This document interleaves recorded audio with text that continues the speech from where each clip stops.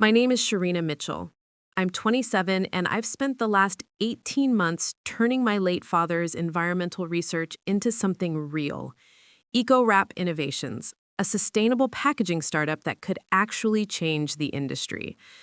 That Tuesday night, I drove to Mom's house in the San Francisco suburbs, exhausted from my nonprofit job, but excited to share progress with her and my sister Victoria.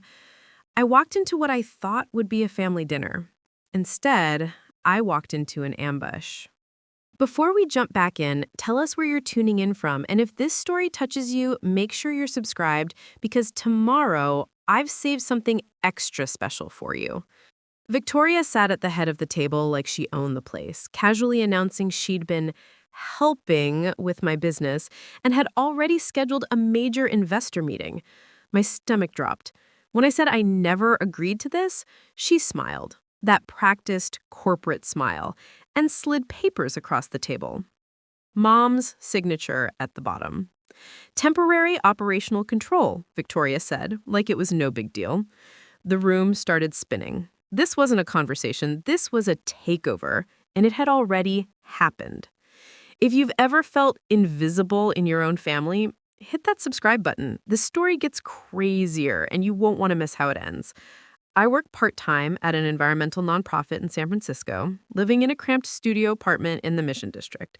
My sister Victoria, she's 32, 5 years older, and has always been the golden child. Homecoming queen, MBA from Stanford, successful marketing career at a tech giant. Growing up, she was the star, charming, fearless, always stealing the spotlight. I was the quiet one, the bookworm who spent weekends in Dad's lab instead of at parties. Our father, Dr. Robert Mitchell, was an environmental scientist. For 30 years, he researched sustainable materials, trying to find alternatives to plastic packaging that was killing our oceans. I was the only one who cared about his work. Victoria thought it was boring, not glamorous enough. She'd roll her eyes at family dinners when Dad talked about polymer degradation rates. But I listened, I learned. And after I got my master's degree in environmental engineering, I spent every spare hour working alongside him in his university lab. Then, 18 months ago, Dad had a heart attack. Just like that, he was gone. Mom, Linda Mitchell, completely fell apart. She'd been a stay-at-home mom her whole life, always deferred to Dad's judgment about everything. His death shattered her world. Victoria swooped in during those first terrible weeks, handling funeral arrangements, managing paperwork, being the capable daughter, while I could barely function through my grief. I kept Dad's research journals close, reading his notes late at night, trying to feel connected to him. That's when I realized his work was nearly complete. He'd solved the technical challenges of creating truly biodegradable packaging that could compete with plastic on cost and durability. It was revolutionary. It was his legacy, and I was going to bring it to life. For the next year, I poured everything into developing EcoWrap. I took out a small business loan, brought in my friend Jake Reynolds as technical co-founder to handle the software side, and slowly built prototypes. Jake is a software engineer, 29, brilliant with tracking systems and logistics platforms. We'd met in grad school, and he believed in Dad's vision as much as I did. He quit his lucrative tech job to work on this full-time. Victoria showed zero interest. She was climbing the corporate ladder, too busy for Sharina Little Science Project. That's what she called it. Until 3 months ago, when EcoWrap started getting attention. A few small retailers wanted samples, an industry blog mentioned us. Suddenly, Victoria was asking questions, offering to help with marketing, suggesting I needed professional business guidance. I should have seen it coming. That night at Mom's dining table, the same oak table we'd had since I was a kid, everything came crashing down. Victoria's been such a help, Mom said, setting down a pot roast. She's been handling all those complicated business things for you. My fork froze halfway to my mouth. What business things? Victoria leaned back, perfectly composed. The investor meeting I mentioned last week, Trevor Jacobson from Summit Ventures. He's interested in Series A funding. I've scheduled a pitch presentation for 3 weeks from now. What, you scheduled? My voice came out higher than I intended. Victoria, I never agreed to... Sharina, she interrupted, her tone patient, like she was explaining something to a child. You're brilliant with the science, but you have no business experience, no investor relations skills. I'm just stepping in where you need help. I don't need, I started, but she was already sliding papers across the table. Mom signed the necessary paperwork giving me temporary operational control just to get us through this funding round. Once we secure investment, we can revisit the structure. The words hit me like ice water. I grabbed the papers, scanning frantically. There it was, Mom's signature dated 2 weeks ago, granting Victoria authority over company operations. Mom? I looked at her, betrayed. You signed this without telling me? She fidgeted with her napkin, not meeting my eyes. Victoria said you were overwhelmed, honey, that you needed help. I thought I was doing the right thing. You've been so stressed, and I barely understand any of this business stuff. Victoria has an MBA. She knows what she's doing. This is my company. My hand shook. Dad's research, his work. You can't just... Our father's work, Victoria corrected, emphasis sharp. And frankly, Sharina, you're in over your head. You think investors want to hear from someone who's never run a company, who gets nervous giving presentations? I'm protecting Dad's legacy from your inexperience. I pulled out my phone with trembling fingers and went to EcoWrap's website. My bio was gone. My photo was gone. In their place, Victoria Mitchell, founder and CEO of EcoWrap Innovations. 3 years of work, and I'd been erased. I whispered, "You changed the website." Victoria said, "I updated it. Professional presentation matters. Don't be dramatic." That's when my phone buzzed. Jake. I stepped away from the table to answer. "Sharina, I've been locked out." His voice was tight with anger. "All the company accounts, email, cloud storage, everything. My access was revoked an hour ago." My vision blurred. "I'll call you back." I turned to Victoria. "You locked Jake out of the accounts." She said, "I'm streamlining operations. Your friend can be brought back in a consultancy role if needed, but right now we need to present a clean organizational structure." "This is theft," I said, my voice breaking. "You're stealing my company." Mom stood up, tears streaming. "Please don't fight. I can't take this. I lost your father. I can't lose both of you too.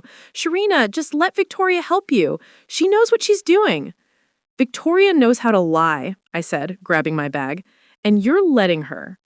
I left Mom crying at the table and Victoria sitting there with that infuriating calm expression. I drove home on autopilot, hands shaking so badly I could barely grip the wheel.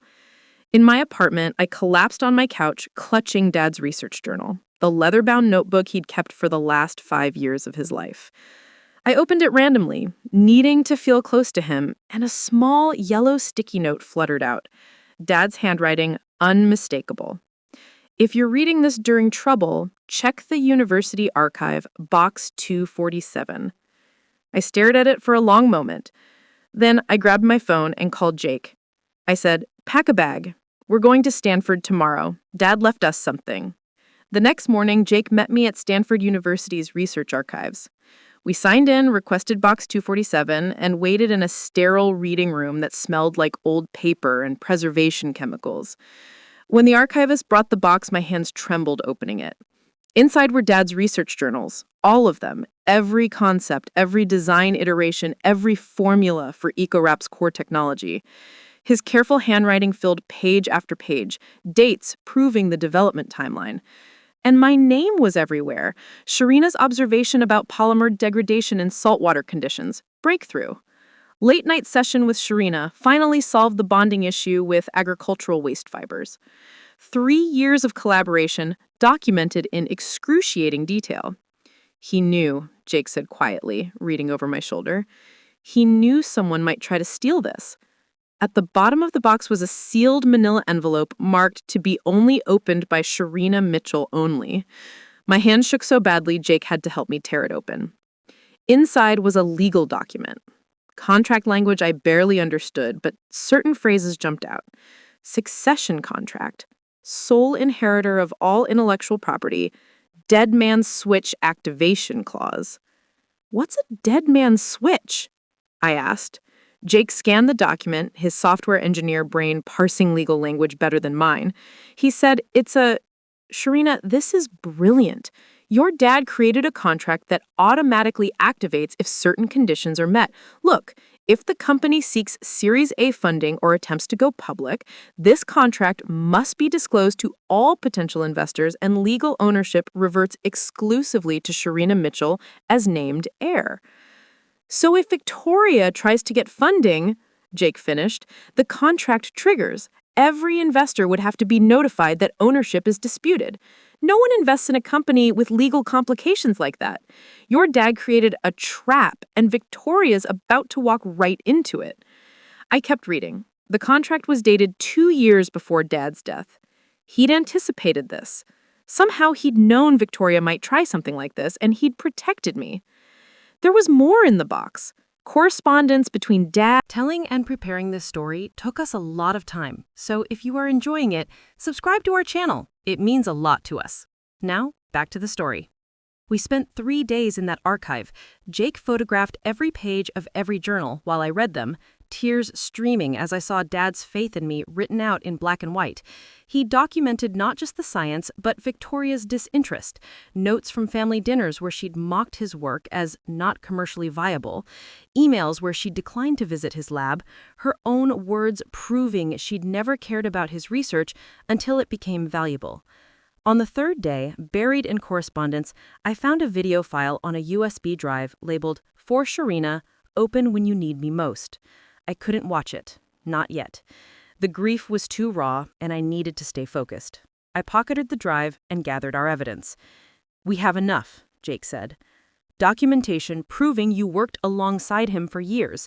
The succession contract, his notes about Victoria's dismissal of the work. This is airtight." "Then let's go see the lawyer." Diane Rothstein's office occupied the 20th floor of a downtown high-rise with floor-to-ceiling windows overlooking the bay. Her assistant led us to a corner office where a sharp-eyed woman in her late 40s sat behind a massive desk covered in legal files. "Sharina Mitchell," she said, standing immediately. "You have your father's eyes." Then her expression hardened. "I've been trying to reach you for 6 weeks." My stomach dropped. "What?" "Multiple calls. Emails. I even sent a certified letter. Every single one was intercepted. Your sister called me back, said she was handling all business matters for the family, that you were taking time to grieve and shouldn't be bothered with legal details." The room tilted. "You blocked me from contacting you." "Deliberately," Diane said, fury beneath her professional tone. "Your father was my friend for 15 years, Sharina. I worked with him on every patent filing. When he drafted that succession contract 2 years ago, he made me the executor of his intellectual property estate specifically to protect you. The fact that your sister prevented me from fulfilling that duty is unconscionable." She gestured for us to sit. "Tell me everything." So I did. The dinner confrontation, Mom signing papers during a grief episode, Victoria presenting herself as founder, Jake being locked out of accounts, the investor pitch scheduled in 3 weeks. Diane took notes, her expression growing darker. "The good news is," she said when I finished, "that none of what your sister did matters legally. That operational control document your mother signed, meaningless in the face of your father's succession contract. The contract is ironclad, filed with the state, and explicitly prevents anyone else from claiming ownership of Robert's intellectual property. I have copies of all original patent applications with your name listed as co-inventor on multiple filings." She pulled out a thick folder. "Your father was meticulous. He documented Victoria's disinterest in his work for years. I'm guessing because he worried something like this might happen. That family history of heart disease made him think ahead." "The dead man switch clause," Jake prompted. "Ah, yes." Diane's smile was sharp. "The moment your sister attempts to secure Series A funding, the contract automatically activates. Every potential investor must be legally notified of its existence. Any investment in a company with disputed ownership is toxic. No venture capitalist would touch it. Her pitch is dead before it begins." Relief flooded through me so intensely I felt lightheaded. "So I can stop her." "You can destroy her," Diane corrected. "But Sharina, you need to understand what you're stepping into. This will be a family war. Your mother will be caught in the middle.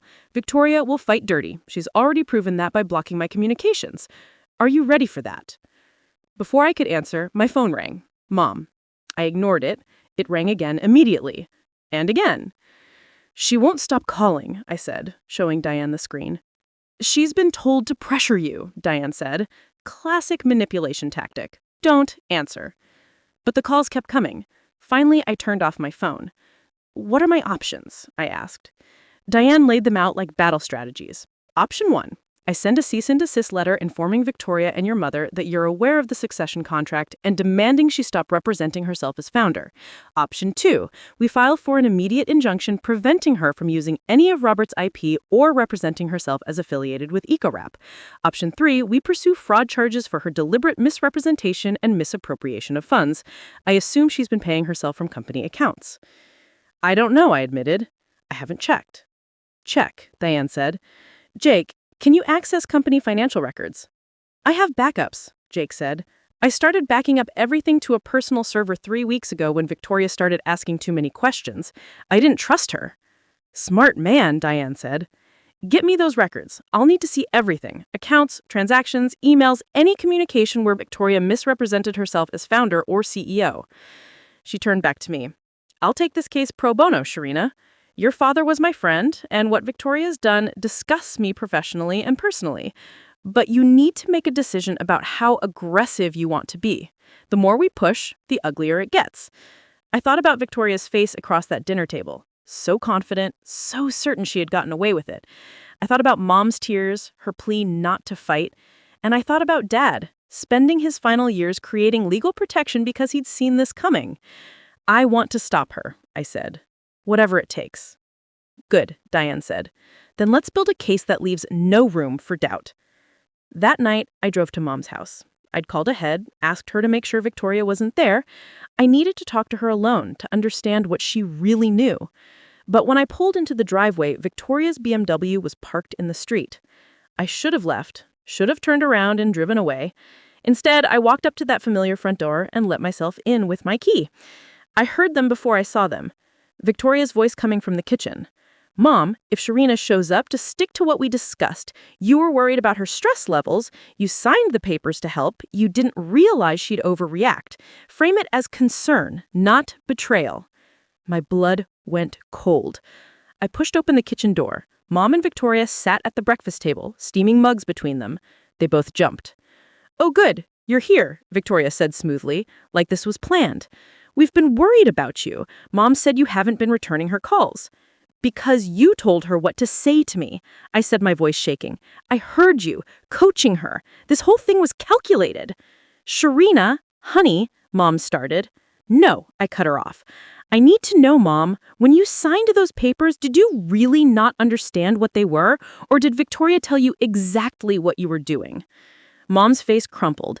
She said you were overwhelmed, that you thanked her for stepping in to help, that you wanted her business expertise but were too proud to ask directly. I never said any of that, I said. Victoria lied to you.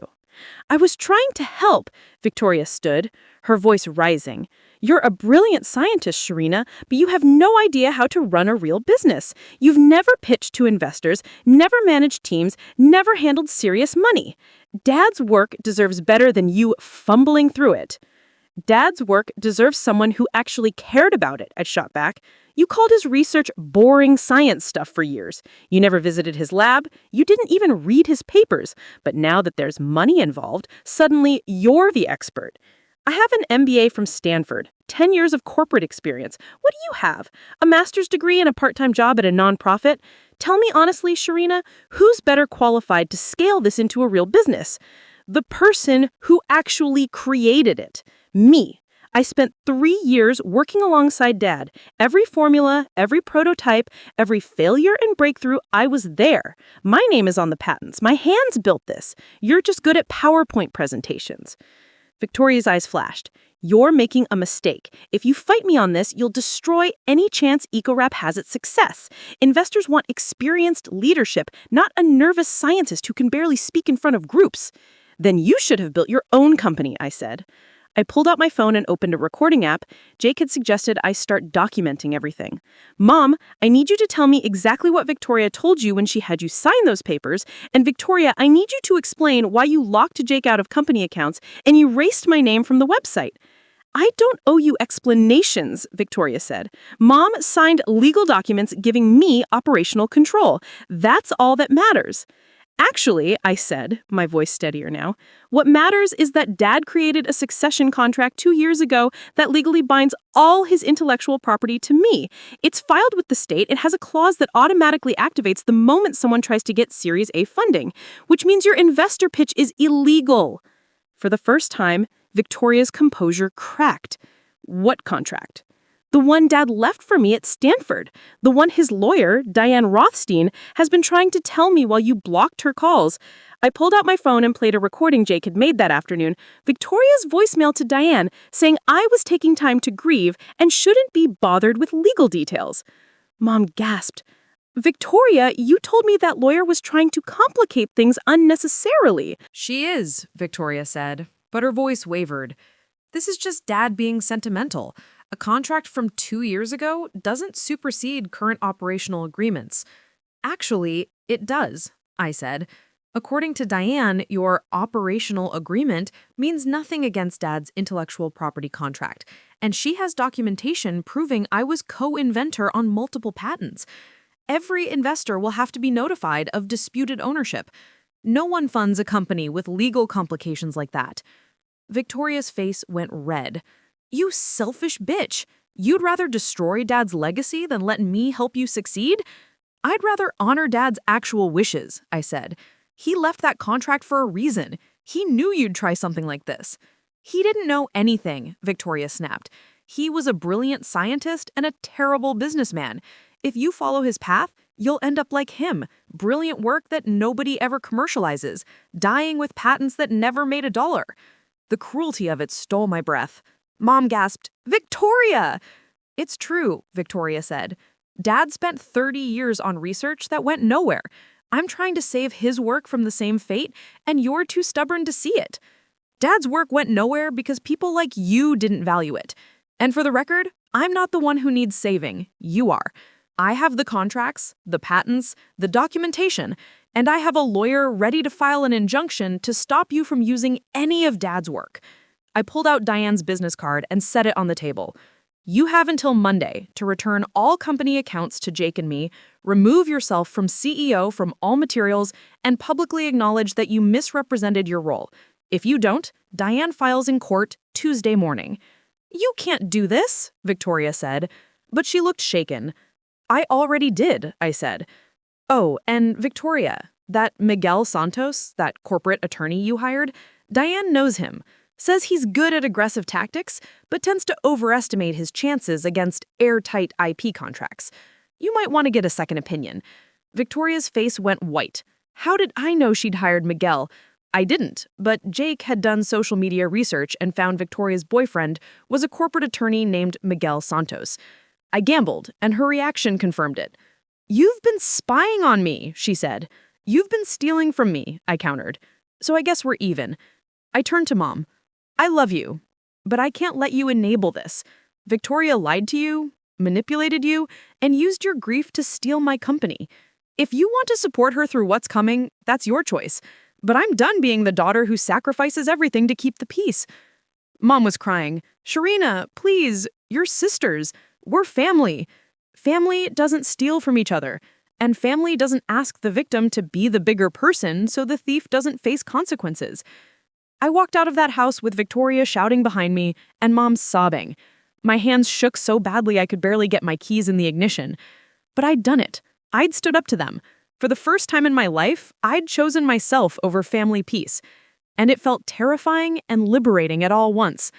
The next week was a blur of evidence gathering. Jake came to my apartment every morning with his laptop, and we worked until midnight building our case. Diane had given us a list. Compile every email, every document, every interaction that proved my role in creating EcoWrap. Jake pulled financial records showing Victoria had been paying herself a 6-figure CEO salary from company accounts, money I'd raised through my small business loan and early client contracts. She'd paid herself more in 3 months than I'd taken in the entire previous year. This is straight up embezzlement. She's been treating company funds like her personal account. We found social media posts where Victoria had publicly denigrated environmental science as not a real business and tree hugger fantasyland. We found emails where she'd told potential investors that she'd taken over from the previous technical team without mentioning that team was her sister who'd actually created the technology. But the most damning evidence came from Jasmine Porter. Jake had noticed her name on EcoWrap's updated website. Victoria had hired her as Director of Business Development 2 months ago. Jake did some LinkedIn research and discovered Jasmine was a fresh MBA grad, only 26, who'd posted enthusiastically about joining a female-founded sustainable startup. She doesn't know the truth, Jake said, and based on her public posts about ethics and transparency, I don't think she'd be okay with what Victoria's done. He reached out carefully, asking if she'd be willing to meet for coffee to discuss concerns about company operations. To our surprise, she agreed immediately. We met at a Starbucks in the financial district. Jasmine was nervous, stirring her latte obsessively, clearly uncomfortable. "I probably shouldn't be here," she said. "Victoria would fire me if she knew." "What do you know about EcoWrap's founding?" Jake asked gently. Jasmine hesitated. Victoria said she started the company after her father's death, using his research as inspiration. She hired me to help with investor relations because we're preparing for Series A funding. Did she mention anyone else involved in creating the technology? She mentioned a technical consultant who'd moved on. Why? I pulled out my laptop and showed her the original patent applications, my name listed as co-inventor alongside Dad's. Then I showed her Dad's research journals with my name on every page. Then the old company website with my bio as founder. Jasmine's face went pale. "Oh my God. Victoria didn't start this company," I said quietly. "She stole it from me 3 months ago. I can't." Jasmine set down her coffee, hands shaking.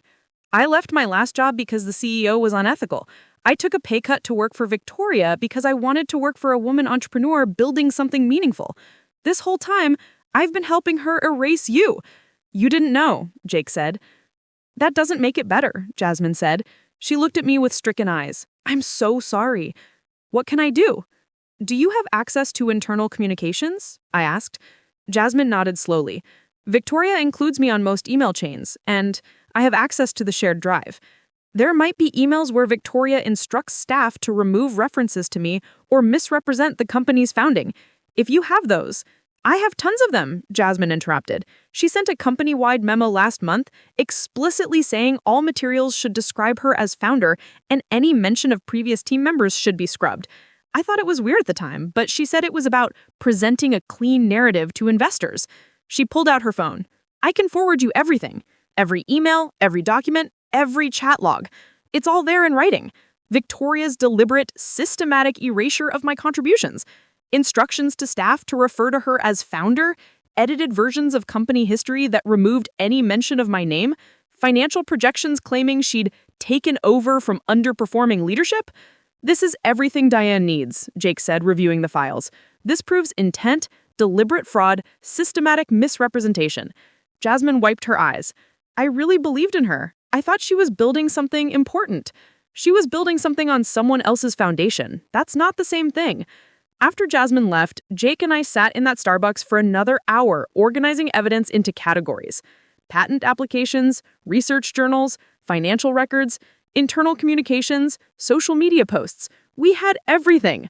That night alone in my apartment, I finally allowed myself to process what was happening. I was about to blow up my family. Mom would be devastated. Victoria would never forgive me. Even if I won, and Diane seemed certain I would, the cost would be enormous. I pulled out the USB drive with Dad's video message.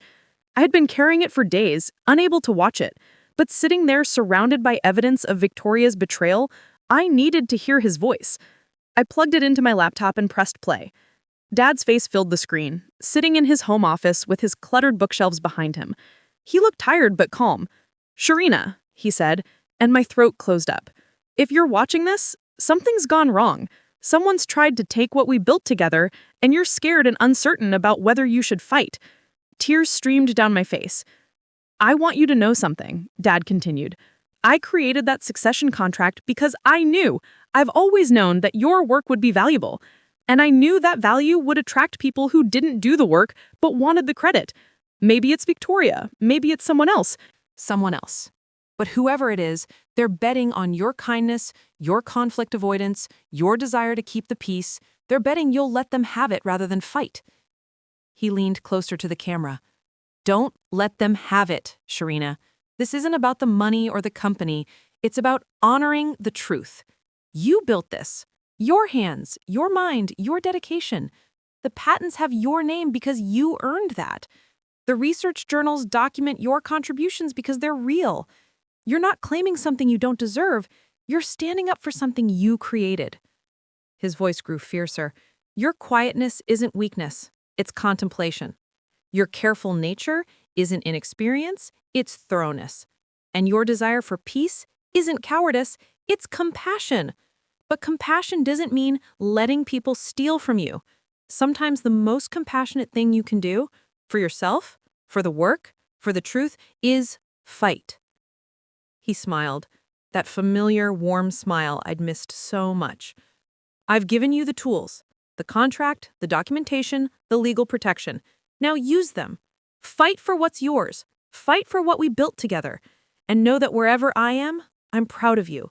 Not for being accommodating or easy, for being brilliant and brave enough to claim your own voice. The video ended. I sat there sobbing, playing it twice more. Dad had known.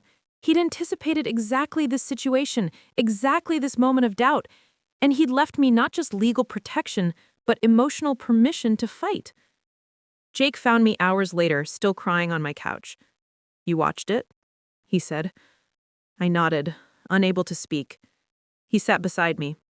What do you want to do? I wiped my eyes. I want to destroy her. Good, Jake said. Because Diane just emailed, she's finished drafting the injunction, and she has one more piece of advice. We should let Victoria go through with her investor pitch. What? Why?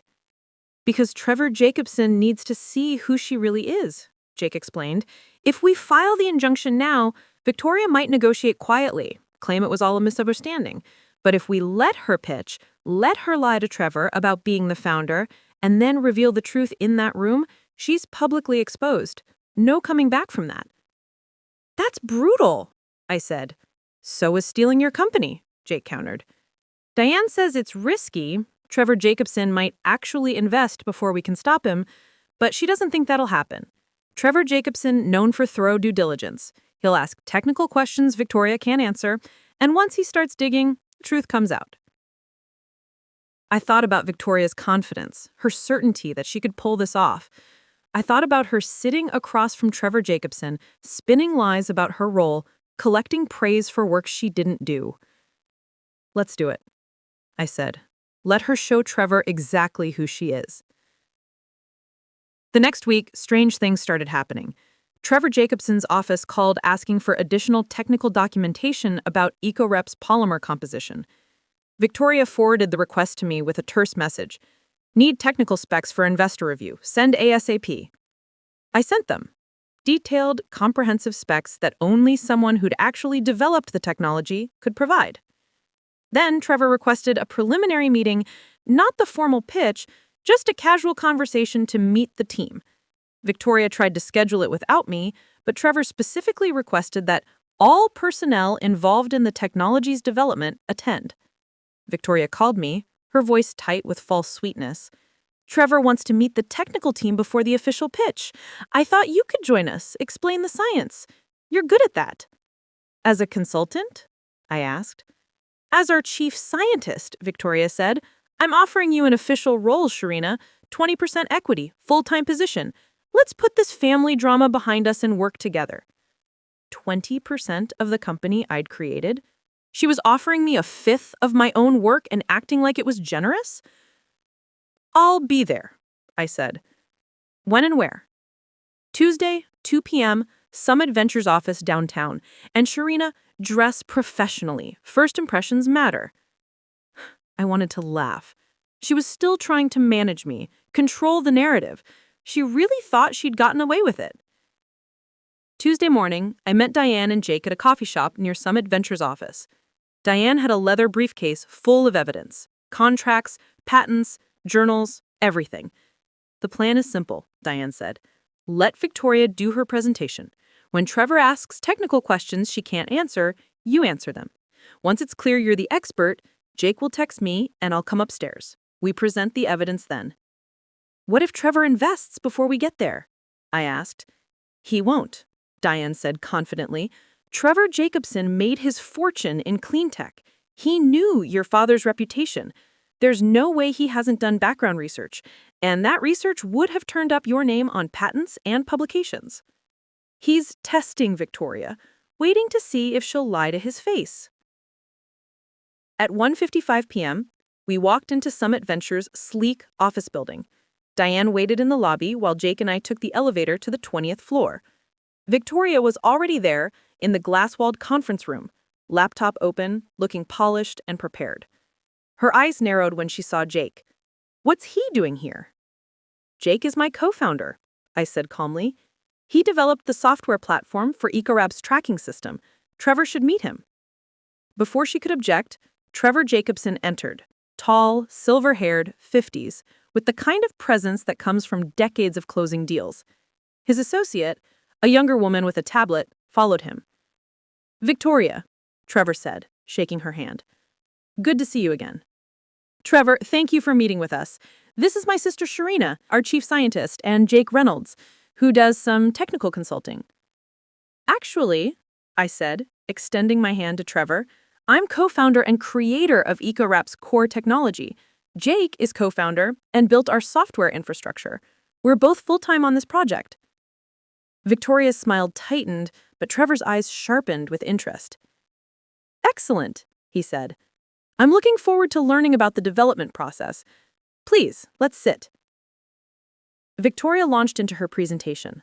Market analysis, competitive landscape, revenue projections. I had to admit, she was good, polished, confident, hitting all the right notes about sustainability trends and consumer demand. Her slides were beautiful, her delivery flawless. Then Trevor asked, "Can you walk me through the polymer composition that allows for marine biodegradation?" Victoria hesitated, glancing at her notes. The technology uses a proprietary blend of agricultural waste fibers and biodegradable polymers that break down in saltwater conditions through, she squinted at her slide, microbial enzymatic action. Interesting. What specific enzymes are involved in the degradation pathway? Silence. Victoria looked at me. I could have stayed quiet, let her flounder, but something Dad said in his video echoed, honoring the truth. This was the truth. I knew this technology inside and out because I'd created it. The primary degradation pathway involves hydrolases and esterases produced by marine bacteria. We engineered the polymer structure specifically to have ester linkages that these enzymes can target. The breakdown process takes approximately 90 days in saltwater conditions compared to 450 years for traditional plastics. Trevor leaned forward. How did you solve the strength to degradability problem? Most biodegradable materials sacrifice structural integrity. That was the hardest part, I said. And suddenly I was back in Dad's lab, surrounded by failed prototypes. We spent 2 years testing different fiber combinations. The breakthrough came when we realized we could use a dual-layer structure, a strong inner layer bonded to a faster degrading outer layer. The inner layer maintains structural integrity during use, but once exposed to salt water, both layers degrade at controlled rates. I pulled up my phone and showed him photos of our lab testing, prototypes at different stages of degradation, microscope images of the polymer structure, data charts tracking breakdown rates. These are incredible, Trevor said, scrolling through. This is exactly the kind of detailed documentation I need to see. Victoria, why wasn't this included in your pitch deck? I focused on business metrics rather than technical details, Victoria said, her voice strained. But as you can see, our team has done extensive development work. Tell me about that development process, Trevor said, still looking at me. How long have you been working on this technology? 5 years total. 3 years alongside my father, Dr. Robert Mitchell, and 2 years since his death, bringing it to commercial viability. Trevor's expression shifted. Recognition, then something else. Calculation. Robert Mitchell was your father. Yes. I knew his work. Brilliant scientist. I actually read several of his papers on sustainable materials when I was first getting into clean tech. I'm sorry for your loss. Thank you. And you worked directly with him on this technology? Yes. I have a master's degree in environmental engineering. I spent my graduate years and the years after in his lab. The core patents list both of us as co-inventors. Trevor, you said you founded this company after your father's death. Can you clarify, were you also involved in the technical development? Victoria's face went pale. I provided the business expertise and vision to commercialize the research. That's a different kind of founding contribution. But you weren't involved in creating the actual technology? I oversaw the strategic direction. She opened her briefcase and started laying out evidence. Dad's journals with my name on every page. Patent applications with my signature. Jasmine's emails showing Victoria's deliberate erasure. Financial records showing Victoria's unauthorized salary payments. Trevor examined each document, his expression growing colder. Finally, he looked at Victoria. Did you or did you not misrepresent yourself as the founder of this company? Victoria's mouth opened and closed. I was trying to save yes or no. The business needed professional leadership. Yes or no. Yes, Victoria whispered. But I was doing it for the right reasons. Sharina couldn't handle— Stop talking, Trevor said, his voice like ice. You came into my office and lied to my face. You presented stolen work as your own. You falsified your role in a company to secure investment. Do you have any idea how serious that is? Trevor, please. We're done here, Trevor said, standing. Summit Ventures will not be investing in any venture associated with you, and I'll be notifying other VCs in my network about this situation. He turned to me. Sharina, I'd like to schedule a follow-up meeting. Once this legal situation is resolved and you have clear, undisputed ownership, I'm very interested in discussing investment. Your father's work deserves to reach the market, and from what I've seen, you're the right person to make that happen. Thank you, I managed. Trevor left with his associate. Victoria stood frozen, her face white. Then she turned on me. You just destroyed everything, she hissed. You humiliated me in front of one of the most important investors in clean tech. He's going to tell everyone. My reputation is ruined. You ruined your own reputation by lying, by stealing, by thinking you could get away with it. I was trying to help you, Victoria's voice broke.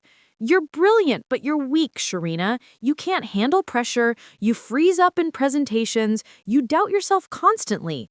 I was saving this company from your incompetence. By erasing me from it? By lying to investors? By paying yourself with my money? That's not help, Victoria. That's theft. You would have failed without me. You're too soft, too uncertain. Dad may have been brilliant, but he never commercialized anything because he couldn't handle the business side. You're exactly like him. Brilliant in the lab, useless in the real world. The cruelty of it, attacking Dad, attacking me, finally broke something in me. Not into anger, but into clarity. You're right that I'm like Dad. We're both people who create things, who build things with our hands and minds, who value truth over profit, substance over presentation. And you know what? I'm proud of that.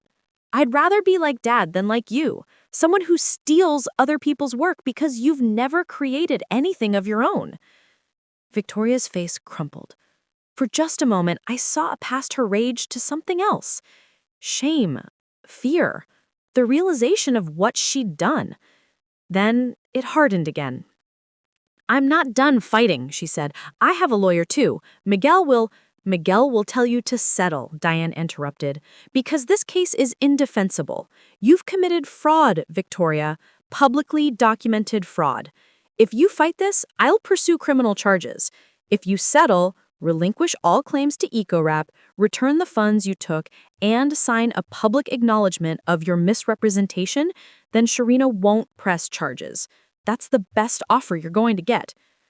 I'm not signing anything that admits, then enjoy your criminal trial, Diane said. Your choice. Victoria looked at me one last time. Mom's never going to forgive you for this. Maybe not, but I'll forgive myself.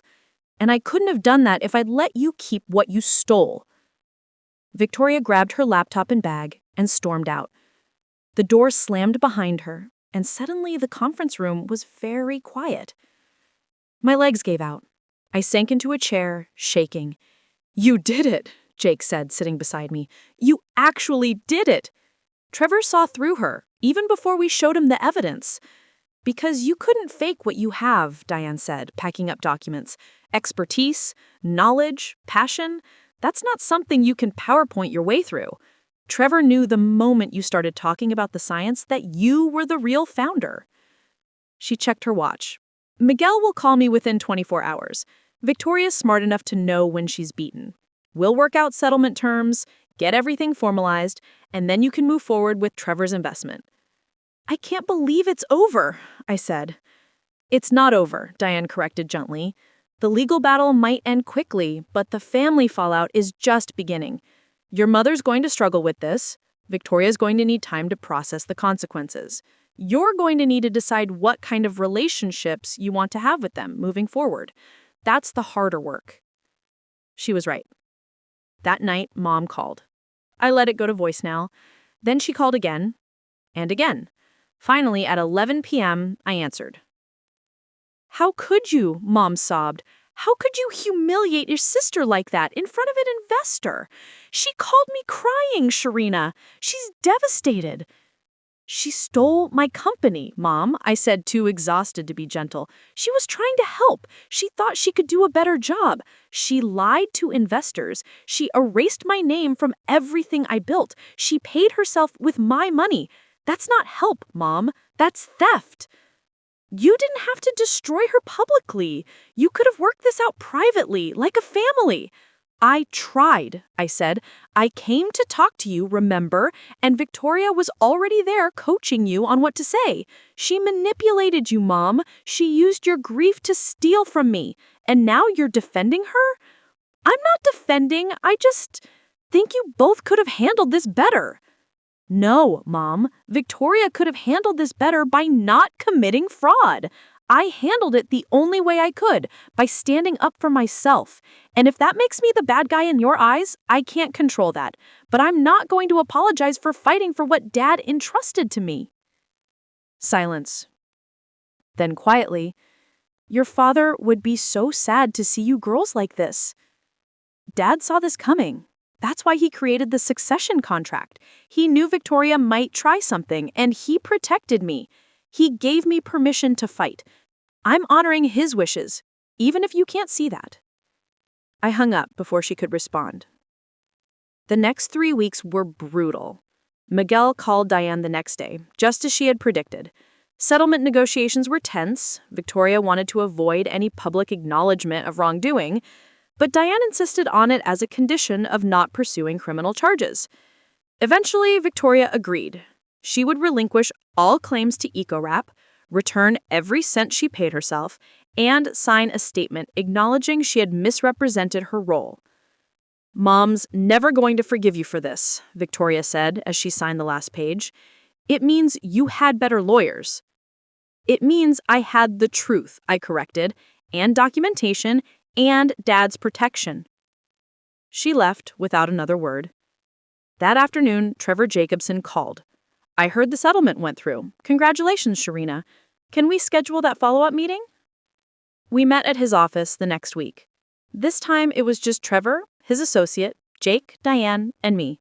No Victoria, no drama, just a straightforward discussion about EcoWrap's potential, our development roadmap, and Trevor's vision for scaling sustainable packaging solutions. I want to be clear, Trevor said. I'm not just investing in the technology, though that's excellent. I'm investing in you, Sharina. Your expertise, your integrity, your commitment to your father's vision. That's what makes this worth backing. We structured a deal that gave us the capital we needed, one letting me maintain control. Trevor became more than an investor. He became a mentor, introducing us to his network, advising on strategy, connecting us with potential clients. Within 3 months, we'd signed our first major client, a sustainable goods retailer that wanted to replace all their plastic packaging with EcoWrap. The PR around our story helped. Articles appeared about the stolen startup and the founder who had fought to reclaim her voice. Journalists were fascinated by the succession contract, the family betrayal, the David versus Goliath battle. I got invited to speak at a Women in STEM conference. 6 months ago, the thought would have terrified me. But standing on that stage, looking at hundreds of faces, I felt Dad's presence. I'm not a natural public speaker, I told the audience. I'm an introvert who's most comfortable in a lab. But I learned that finding your voice doesn't mean becoming someone else. It means refusing to be silenced. It means standing up for what you've created, even when the people trying to take it are the ones you love. The applause was overwhelming. Mom came to that conference. I saw her in the back, crying. Afterward, she waited while I talked to attendees, then approached hesitantly. "Can we talk?" she asked. We went to a quiet cafe nearby. Mom had aged in the past 6 months, new lines around her eyes, gray in her hair I hadn't noticed before. "I owe you an apology," she said, "a real one. Not, 'I'm sorry you were hurt,' but 'I'm sorry I enabled Victoria. I'm sorry I asked you to be the bigger person instead of acknowledging what she'd done. I'm sorry I prioritized her feelings over your rights.' I wasn't ready to forgive, but I was ready to listen. I've started therapy," Mom continued, "working through my grief over your father and also my patterns with you girls. My therapist helped me see that I've always expected you to accommodate Victoria because you're stronger. But that's not fair. It's not love. It's just dysfunction." "Yeah," I said quietly, "it is." "Victoria's struggling," Mom said. "She had to leave her job. The story got around her industry. She's angry and ashamed, and I don't know how to help her without enabling her again. That's not your job to fix, or mine. Victoria made choices. She has to live with the consequences." "She wants me to choose between you," Mom said. "She says if I have a relationship with you, she can't trust me." "Then she's still trying to control you, and you get to decide if you'll let her." Mom reached across the table and took my hand. "I choose trying to be a better mother to you, even if that means Victoria and I have to work through her anger separately. You deserved better from me, Sharina. I'm sorry it took losing you for me to see that." It wasn't perfect. It didn't erase years of being overlooked, but it was a start. 1 year after reclaiming my company, I stood in EcoWrap's new office space. Not huge, but growing. Actual employees now. Jake's software workstation beside my material science lab, Jasmine's desk covered in client contracts. We'd expanded to multiple retailers, were developing new applications for the technology, and had a waiting list of companies wanting to partner with us. I declined an acquisition offer from a major packaging corporation. They'd offered life-changing money, but I wasn't ready to give up control. This company was Dad's legacy and mine. It needed to grow on our terms. Victoria reached out once through email. Not an apology, but an acknowledgement. "I handled things wrong. I hope your company succeeds." I didn't respond immediately.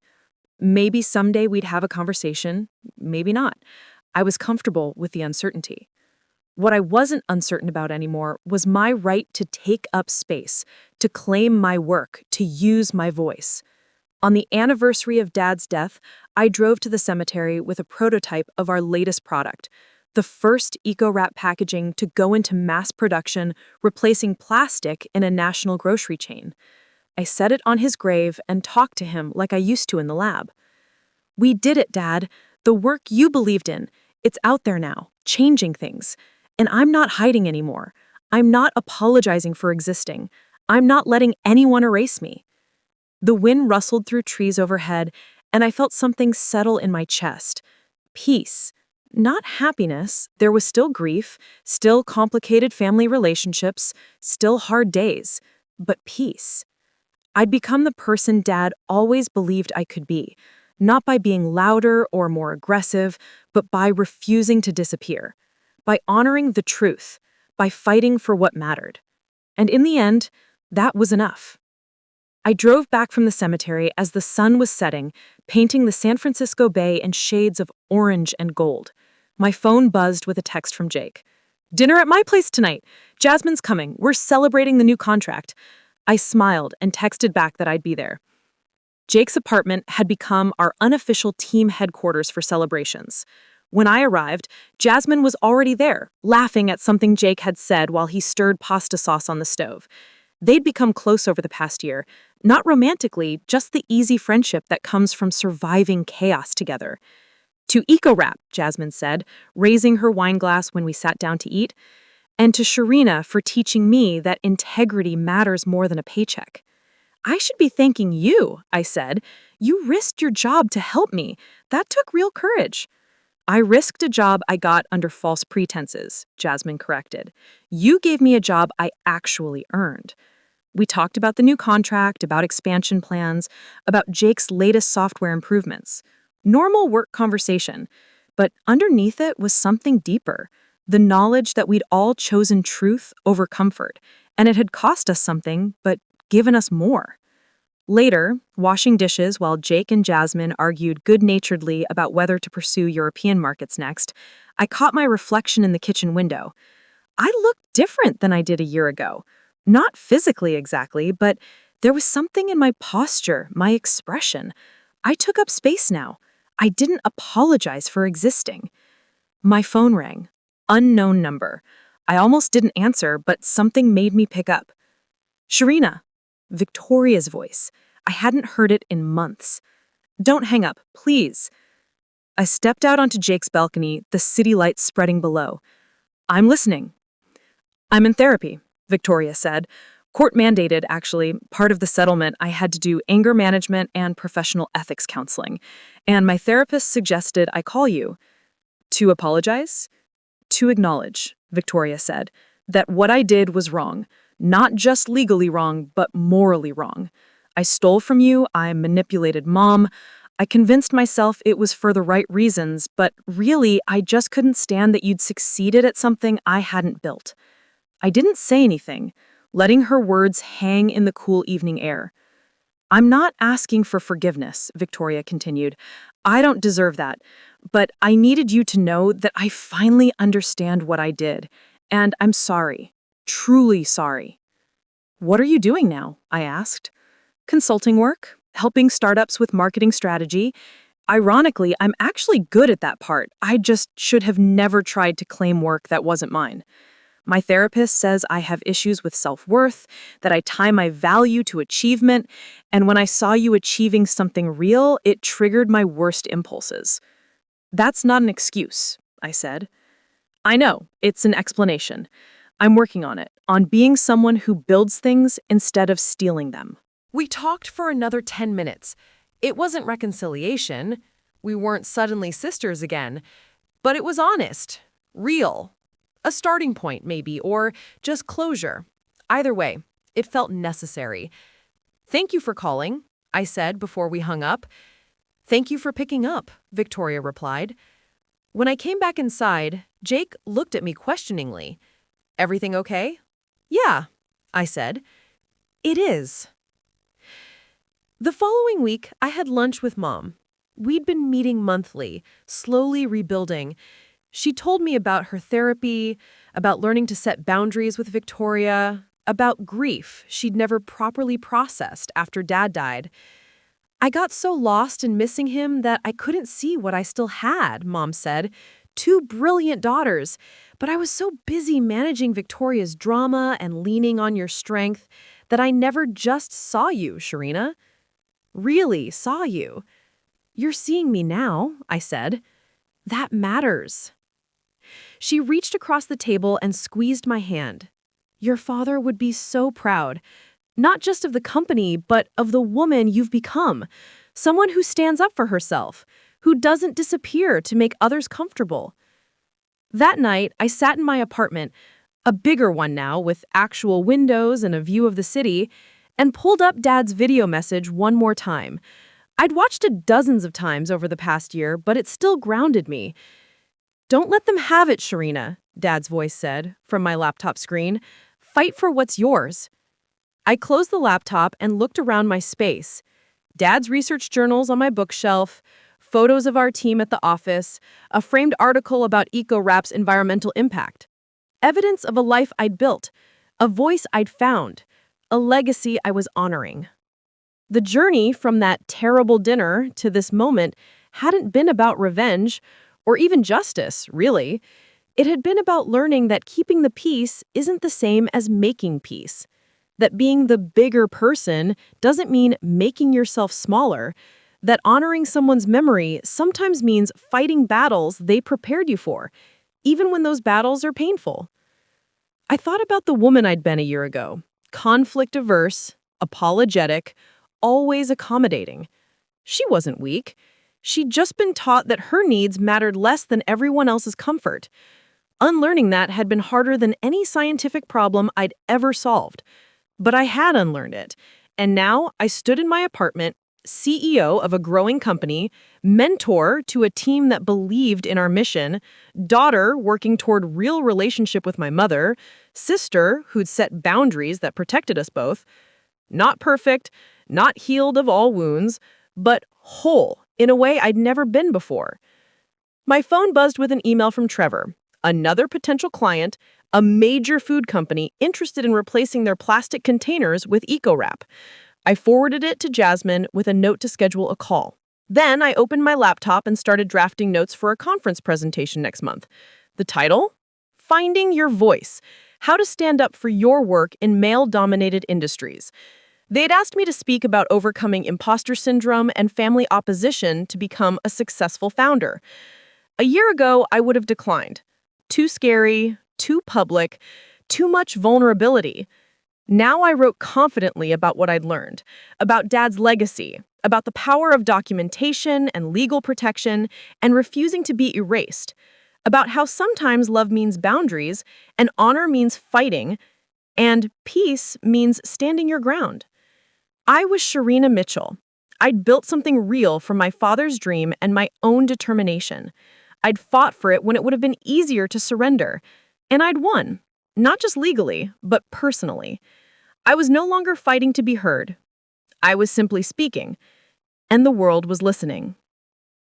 Up next, we have 2 more incredible stories that are waiting for you. Just click the image you want to watch and it will take you there. If you enjoyed this video, make sure to subscribe. It would mean a lot.